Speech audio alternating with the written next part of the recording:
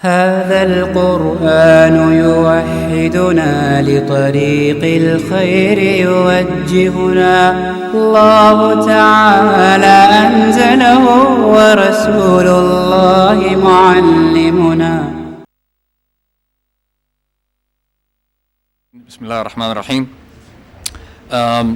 آج کا یہ پروگرام آپ لوگوں کو یہاں مدعو کرنے کا مقصد جو قرآن انسائکلوپیڈیا کا پروجیکٹ ہے اس کی ایک بریف آؤٹ لائن آپ کے سامنے رکھنا تھی. چند منٹ کی انٹروڈکشن کے بعد برادر ڈاکٹر مظفر اقبال آپ کے سامنے اس کا ایک مختصر خاکہ رکھ دیں گے.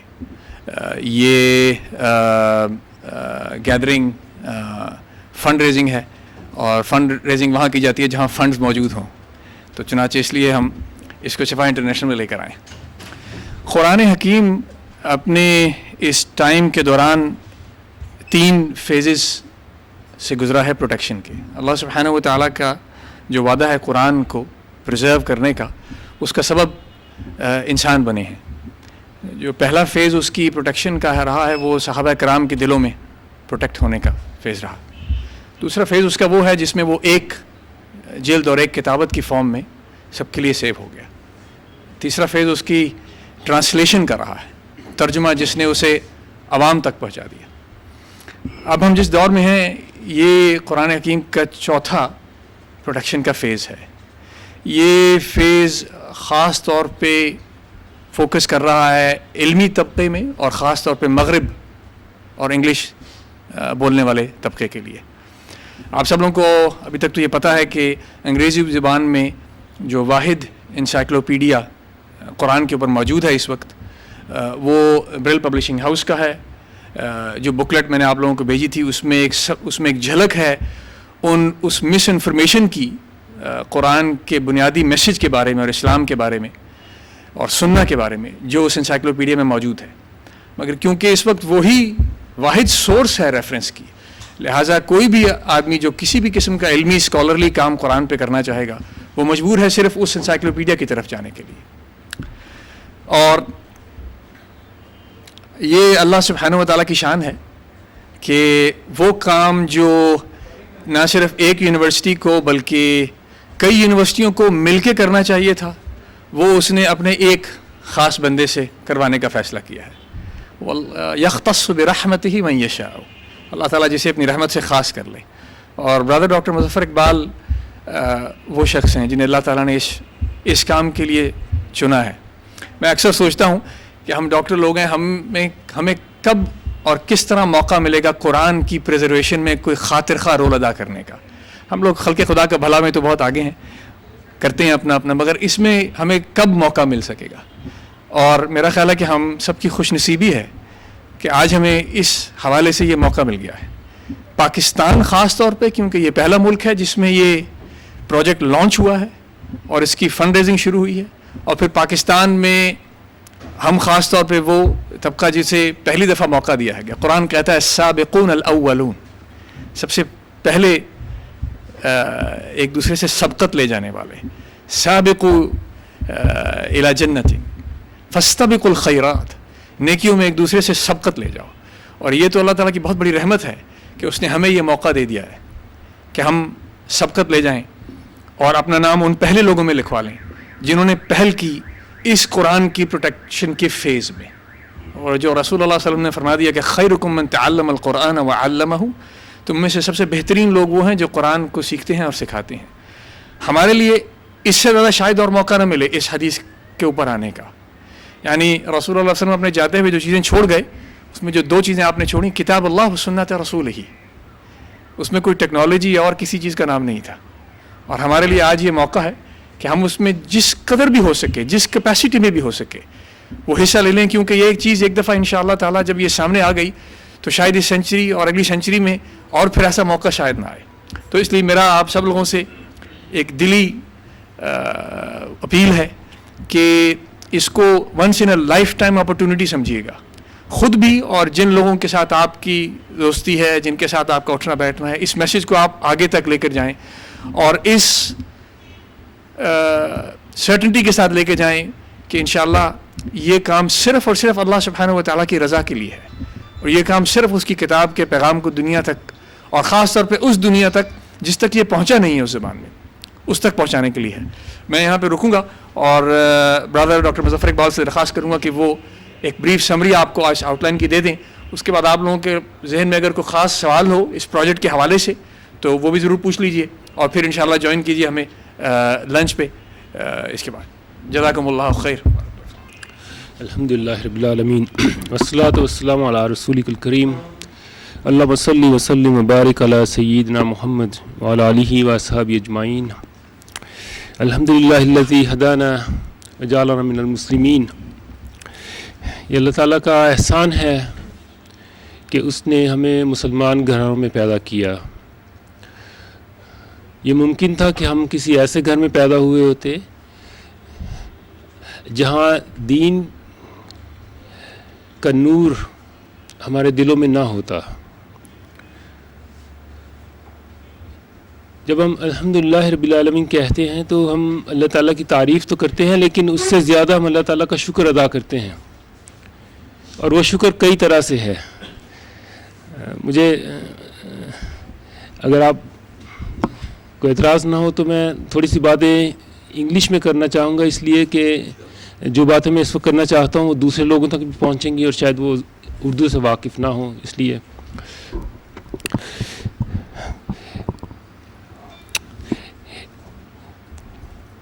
we are all Muslims by basically, primarily, and first of all, because we are born in houses where Muslims live. We are born to parents who are Muslim. This fundamental blessing of Allah subhanahu wa ta'ala needs to be reaffirmed at the personal level, and that affirmation we do every time we say Ashhadu la ilaha illallah wa ashhadu anna Muhammadur Rasulullah. That affirmation, this shahada, makes us Muslim. The next phase, the next stage of being a Muslim is to believe on the 6 things that the Qur'an asks us to believe in. These are the arkan of Iman. The 6 arkan of Iman contain belief in Allah, His angels, His prophets, His books, on the day of Qiyamah, and on Qadr. As you all know, His books culminated, the prophecy, the tradition of the sending of messages culminated in the form of a book that is a unique book in human history today, because there is absolutely no other book now in existence which is based on the revelation sent down by Allah subhanahu wa ta'ala. We all believe that, I don't need to stress that. But my question is, what do we know about the Qur'an today? We believe, and and it is true that when we recite the Qur'an, angels are recording the recitation. They are recording that Mr. So-and-so has recited the Qur'an today, and this will inshallah be in the book that we will all see on the day of Qiyamah. The Qur'an is one of the means of Shifa. The Qur'an is going to, the Prophet ﷺ told us that the Qur'an is going to say on the day of Qiyamah to Allah subhanahu wa ta'ala that this person recited me, and Allah will forgive him to the extent of the recitation. We all believe that this is a true event that's going to happen. But suppose your son comes to you or your daughter comes to you and says, Father, what does the Qur'an tell us about Ashabul Kahf? Your son or daughter comes to you after 18 years of education, etc., in the Western education system, and says, well, the Qur'an, yes, I believe in it, but, my professor says this and this. What do I do? While we are raising our children, they need to be grounded in the message of the Qur'an. Not only believe in it, but understand the message of the Qur'an on the basis of ilm. That secondary foundation, in addition to the foundation that we are providing them, inshallah, the foundation of faith, makes that first foundation firmly rooted, as the Quran tells us, that this is the shajar whose roots are deep in the ground and whose branches are all over. This kalimatullah, this kalam of Allah subhanahu wa ta'ala has roots and branches. And these are not abstract things I'm talking about. I'm talking about very real things. Your son or your daughter comes and says, this heart that you treat every day, what does the Quran tell us about the heart, this heart that's pulsating inside me? Well, you say, your arteries are, I treat them all the time and I open the arteries, but no, what is the Quranic concept of the heart? What are you going to tell them? What is the Quranic concept of the heart? What is the Quranic concept of these eyes with which we see, with this tongue with which we are speaking, these hands which we use every day? There are physical organs, of course, but is there something more to that? Now, until we know those things, unless we have studied a source, and traditionally we did, the tabibs, the physicians in Islamic tradition, they were all scholars of Islam, invariably. There may be exceptions here and there. But first of all, they knew what the Quran tells us about the human body, about all the organs. Their understanding of the human body was based on their understanding of the spiritual content of this body.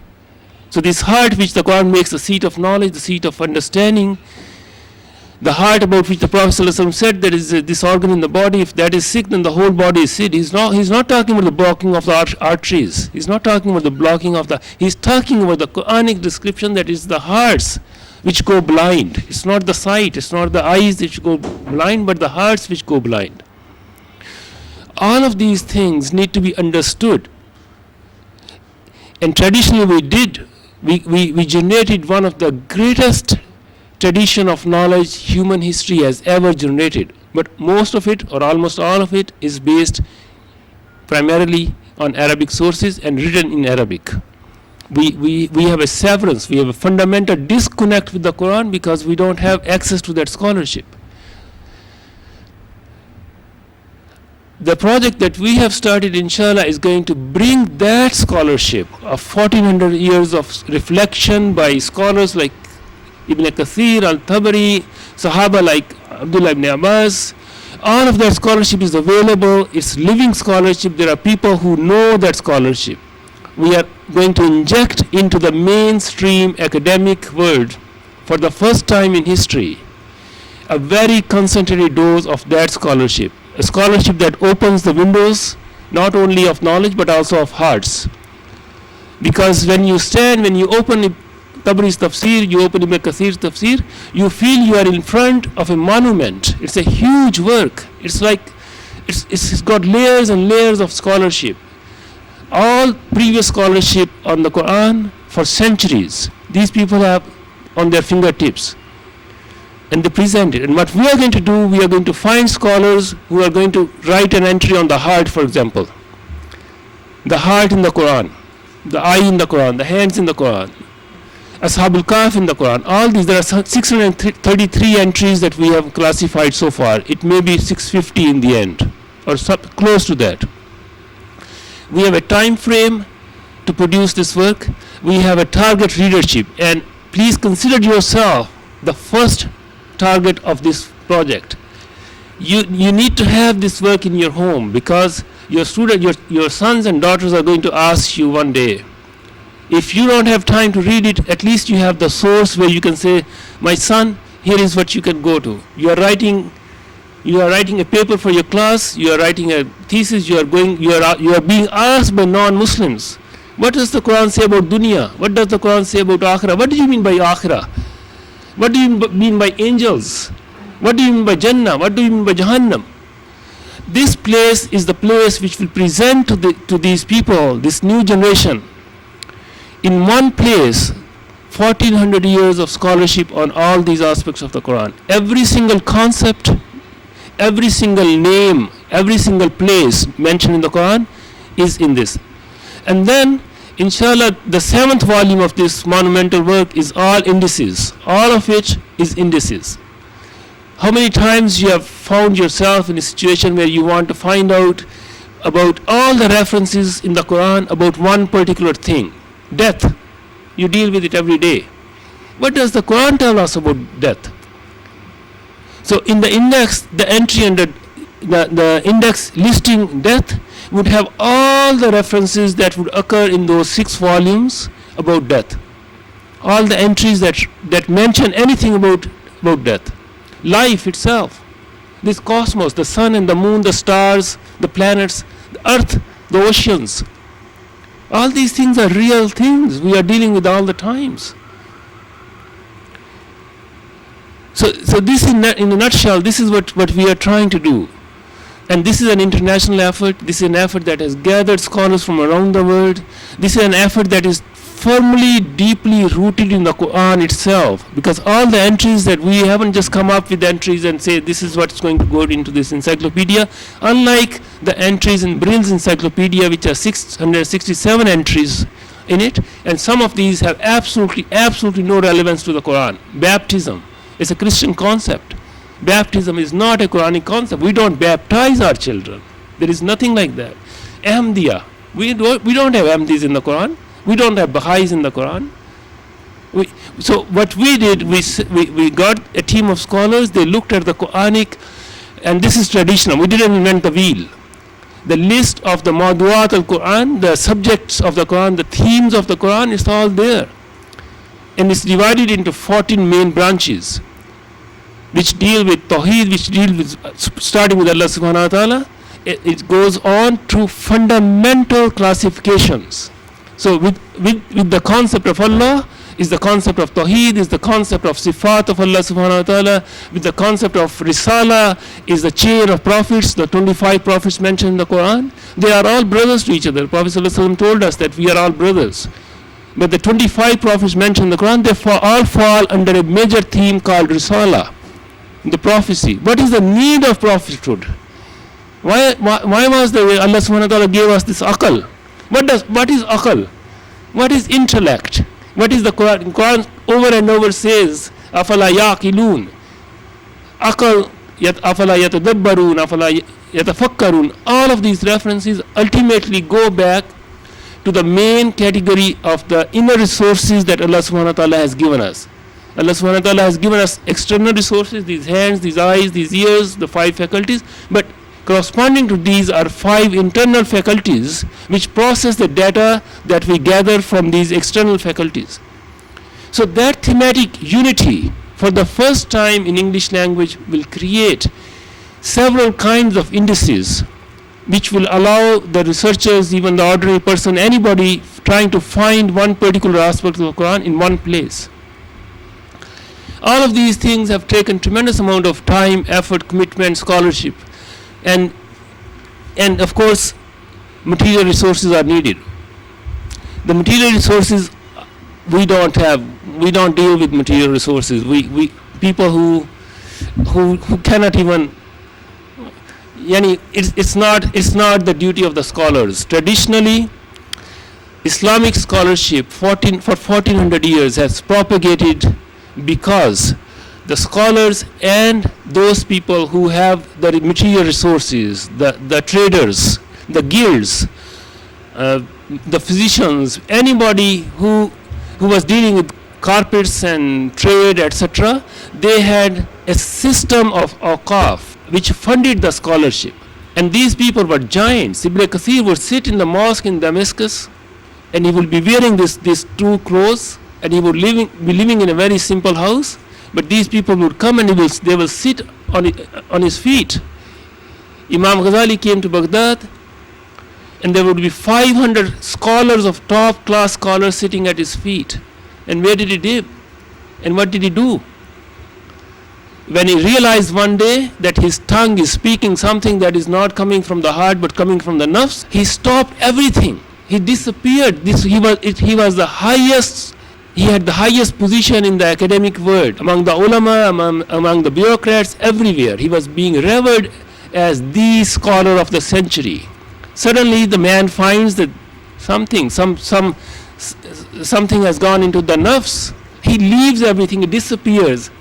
The next thing we find, he has a broom in his hand, and he's brooming the floor of the Jamia Dimishq.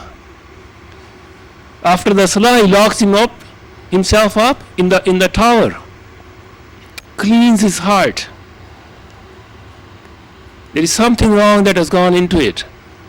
After several years of that process, he goes for Hajj, he goes to Al-Quds, and then he leaves everything and goes to his village in Tus, where I visited 3 times, that place. And there, in the final years of his life, he writes his monumental work, Ihya Ulumuddin, 40 books. After 1,000 years, that book is still being studied, it's still being read, it's still current. How many books survive 20 years, 30 years, 40 years? Why is that book so fundamental? Because it's rooted in the Qur'an, and it's coming from a heart that has erased the contamination, that has removed the nafs from it. So this is the kind of scholarship that has progressed over all these centuries. What these people did who came here 300 years to our lands, they said, well, where is the lifeline of all of this? They found the lifeline and they cut the lifeline. Surgical operation. Look at the history, go into details of how the awqaf, which nobody could touch, the lands, the property, everything. They changed the rules, they totally changed the whole structure of the society. They changed the way businesses were done. They changed the way madaris operated. They changed the way knowledge propagated. Because they were the rulers. They changed everything. They cut the lifeline. We need to re-establish those arteries. We need to open them again. We need to have that flow coming again, inshallah. We need to do a major reconstruction, as Iqbal did the reconstruction of Islamic thought. It's the reconstruction of Islamic way of life, the Islamic worldview. And all of this is coming from the Qur'an. There is nothing from outside. So unless and until we go back to the Qur'an, unless and until we know what the Qur'an says about these things, we are nowhere. Our foundation is the Qur'an. So inshallah, this effort, may Allah accept it from us. It's a monumental effort. We are not even capable of it. We know our limitations, but this is something that we ask His help. We ask His blessings for it, and may He accept from us, from you, from whoever comes into it. And this is not the end of it, inshallah. This is the beginning. As I said in the morning, this is, inshallah, 21st century is going to be the century of Islam. The other systems are breaking down. You see it every day. They are collapsing from within. Why have they not, even they cut our lifelines, but they haven't been able to cut off Islam, because Allah subhanahu wa ta'ala is its protector. And at the end of the time, this is the deen. This is the deen that's going to be. So this is. Don't think that this is here just for one project. This is the beginning of a different kind of effort. We want to bring for ourselves, for our children, for their children. We want to leave behind a foundation on which they can build monuments, inshallah. We have very specific readership for this, 3 levels of readership: the academic circle, the non-Muslims, and the Muslims. This is not a work that is cheap in its scholarship. This is not the work that is flimsy, it's in foundation. This is a very solid concentrate. And there will be, inshallah, lots of delusions. You know, we are very emotional people. When a journalist writes something against the Prophet ﷺ about the Qur'an, we become emotional. But have we ever thought, where did this man get his information from? At what stage did he form his ideas? Of course, we understand he went through this university system. The professor asked him to write a paper in his sociology about Muslims, about any aspect of Islam. Where did he go? He went to Brill's. He went to Brill's Encyclopedia of Islam. Now people are going to Brill's Encyclopedia of the Quran to find out what the Quran says, because our side is not there. We don't have a reference work sitting next to Brill's Encyclopedia, so that the person who is going to look at this entry, what does the Quran say about hurs? Very topical. What does the Quran tell us?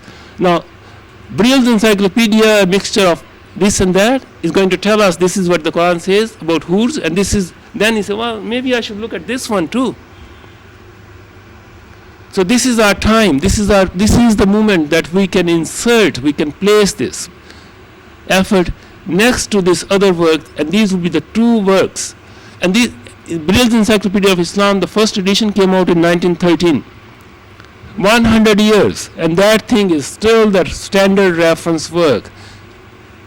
And the sad thing is that the standard reference work in Urdu and Farsi and Turkish and Bhasha, they are all derived from that other work. We couldn't even write in Urdu. We don't want to let this happen to the Qur'an.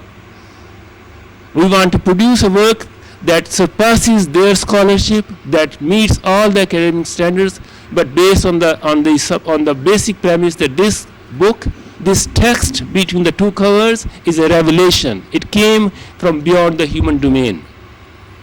And we have plans to have it translated into all the languages, European languages, the Muslim languages. We will inshallah have an online edition just like they have. All those things will inshallah come into place over the next several years.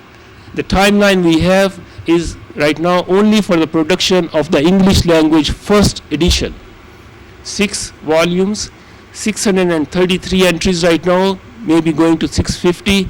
Each volume containing 550 to 600 pages, 2 columns, solid, deep text. The 7th volume containing the indices. The whole thing containing all concepts, names and places and people mentioned in the Qur'an. And thereafter, inshallah, hundreds of other projects can come out of this effort. So our vision is the establishment of institutions here in Canada, in the West, in Malaysia, in Turkey, which will produce tremendous amount of scholarship on the Qur'an. And this is the right time because, not only because we need to do it as Muslims, but because the frontal attack now from the West is on the Qur'an. As far as they are concerned, they have demolished the foundation, the second foundation of Islam, which was the Sunnah, the Hadith. You will find yourself all kinds of Muslims saying, brother, yes, Quran is fine, but Hadith, we don't know if it's true or not. We have forgotten. When, as Brother Waqas said, when the Prophet ﷺ left, he mentioned 2 foundations. For centuries, these 2 foundations have been the foundations of our deen. And why have we started to say these things? Because after 100 years of consistent effort by Ghoz Zahir and Joseph Sacht and all those other scholars who emerged in the 19th century, their whole scholarship has filtered down into the Muslim lands, into the Muslim minds, into the Muslim hearts, because there was no response to that. May Allah bless Brother Azmi, who is still alive. I talked to him last night. His single work, Studies in Early Hadith Literature, demolished on academic level 100 years of Western scholarship on Hadith. But that book, nobody wanted to publish that book in 1976.